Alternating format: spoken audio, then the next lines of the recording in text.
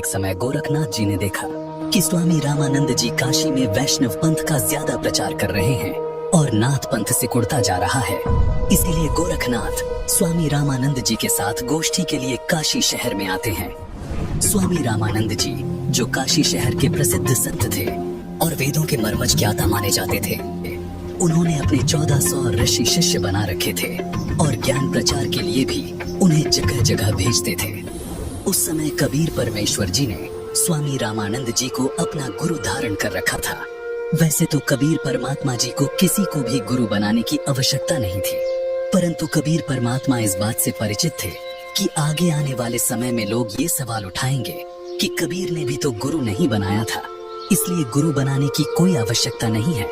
इस बात को ध्यान में रखते हुए कबीर प्रभु ने स्वामी रामानंद जी को अपना गुरु बनाने की लीला की। एक दिन स्वामी रामानंद जी के आश्रम में गोरखनाथ जी का एक सेवक उनसे मिलने के लिए गया। उस समय स्वामी रामानंद जी आश्रम में अपने शिष्यों को ज्ञान उपदेश दे रहे थे।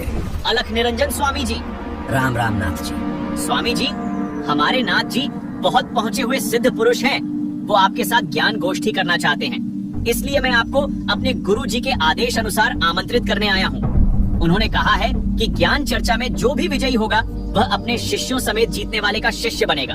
ये कहकर गोरखनाथ जी का शिष्य वहाँ से चला जाता है।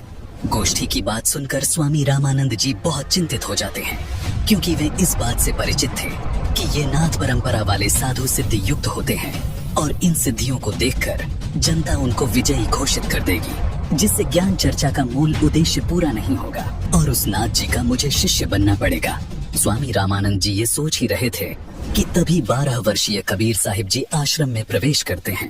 प्रणाम गुरुदेव। क्या हुआ गुरुदेव, आप बहुत चिंतित नजर आ रहे हैं। दास के लायक कोई सेवा है तो बताओ। हे कबीर जी, कोई नाथ जी आए थे और उन्होंने स्वामी जी के साथ गोष्ठी करने को कहा है।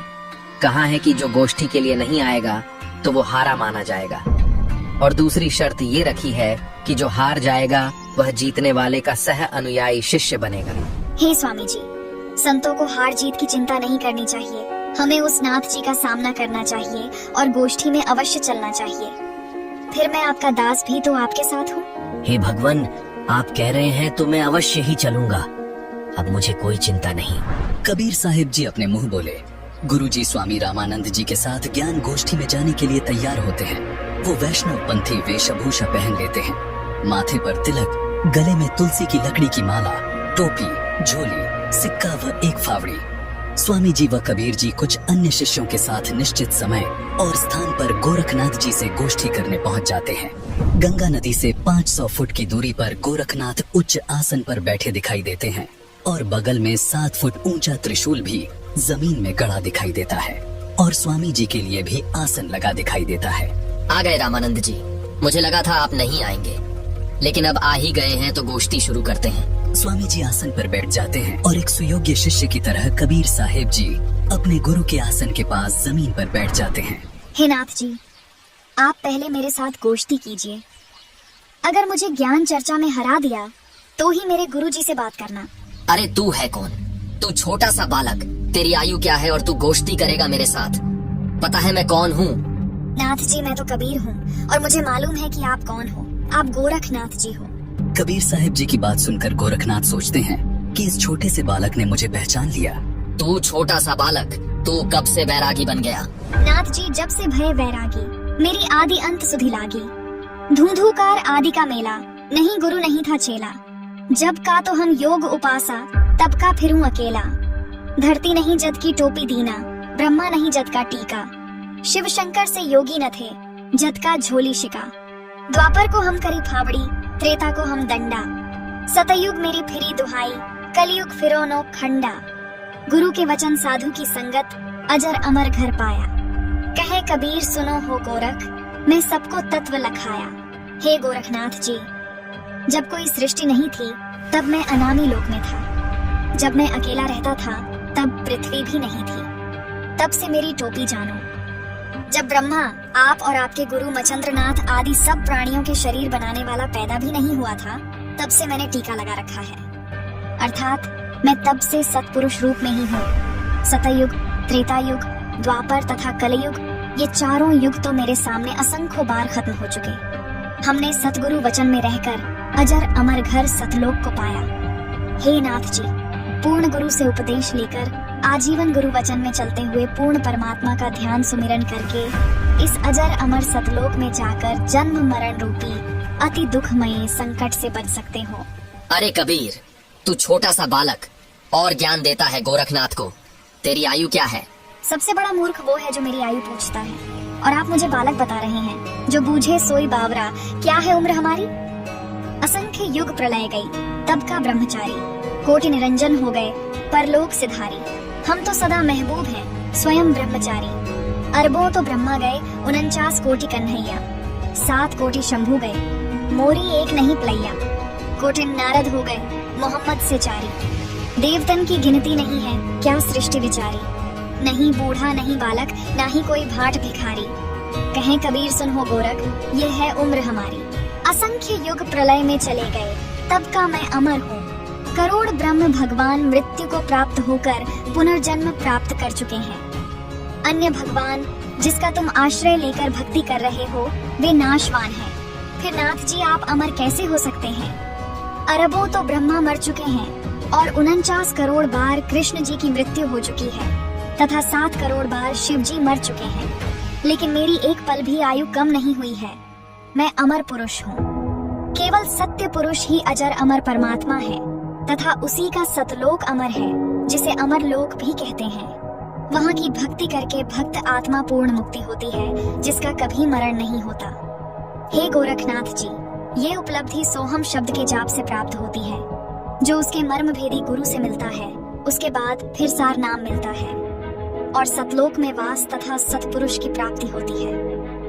करोड़ों नारद तथा मोहम्मद जैसी पवित्र आत्माएं जन्म कर मर चुकी हैं, देवताओं की तो गिनती भी नहीं।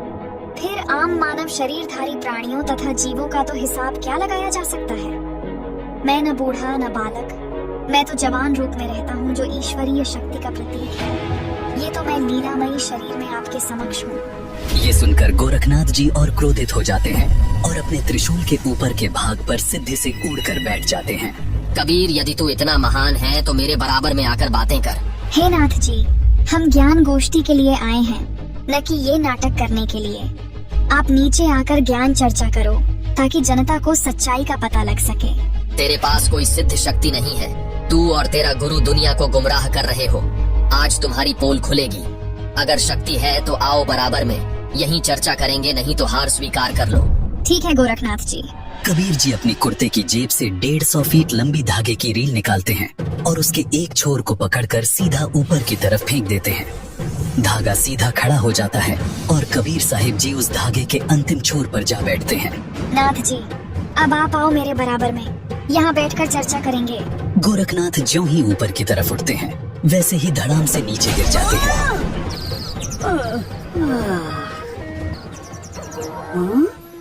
हे कबीर जी, कृपया नीचे आ जाइए और अपने दास पर दया करके अपना परिचय दीजिए। आप कौन शक्ति हैं और किस लोक से आए हैं? हे गोरखनाथ जी, मैं तो अवगत स्थान सतलोक से आया हूँ। मैं तो स्वयं शक्ति से बालक रूप बनाकर काशी में एक लहर तारा तालाब में कमल के फूल पर प्रकट हुआ, जहाँ से नीरू नीमा नामक जुलाहा दंपति मुझे अपने घर ले आए। मेरे कोई माता पिता नहीं है, न ही मेरी कोई पत्नी है, और जो उस परमात्मा का वास्तविक नाम है वही कबीर नाम मेरा है। आपका ज्योति स्वरूप, जिसे आप अलख निरंजन कहते हो, वो ब्रह्म भी मेरा ही जाप करता है।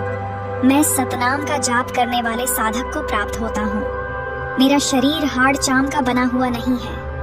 मेरा मूल स्थान सतलोक है, जहाँ सतनाम के जाप के आधार से जाया जाता है। नाथ जी, आप ज्योति निरंजन के जाल में ही फंसे हुए हो। न जाने आपके कितने जन्म हो चुके हैं और कितनी बार आप 84 लाख योनियों में कष्ट उठा चुके हो। यदि आप मेरी शरण में नहीं आते तो आपकी 4 युगों की भक्ति को काल कलयुग में नष्ट कर देता है।